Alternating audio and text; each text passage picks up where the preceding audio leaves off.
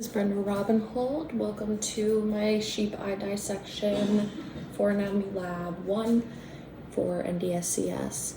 To start off, we are going to point out some of the structures we are able to see before dissecting the actual eye. In the back here, we are going to have the optic nerve, which is going to be the bundle of nerves that can send a signal from the eye to the brain. Around this outermost layer, we are going to have the sclera, which is the outer covering of the eye itself. It's composed of receptor cells which are called cones and rods. And then finally, we are able to see the cornea, which is going to be like a transparent covering that it allows light to enter the eye and just allows light to enter the eye from here. So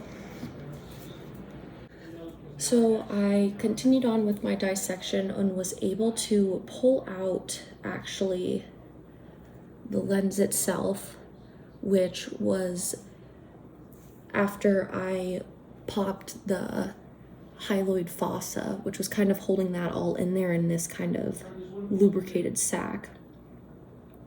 Oh, yep, holding in the lubricated sac. You can kind of see where I kind of made my incision to get that out.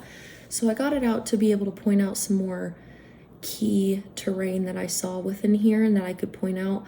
What we have that was sitting right in front of that lens near the cornea, closest to the cornea.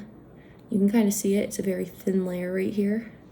So what was right in between filling in the space of the cornea and the lens itself was actually the aqueous humor, which is what we had in between those two. And then setting right in front, where you can see, we're going to be able to see where that pupil was kind of located at. So the pupil was kind of setting right in this area, along with the iris, which were on both sides of that pupil and in front of that lens and behind the cornea itself. So moving on, we're going to be able to point out the zonuli ciliaris, and that is what was on both sides of the lens itself. So I'm not going to be able to get a really good view. It's very dark in here, but it's kind of on the sides of where the lens would be located. So right around here, we're going to be able to see that retina still going to be able to see that retina. And then what was hiding kind of this area was the vitreous humor. And then near this, right here, we're going to have that optic nerve. And as I already pointed out, the blind spot, which is kind of posterior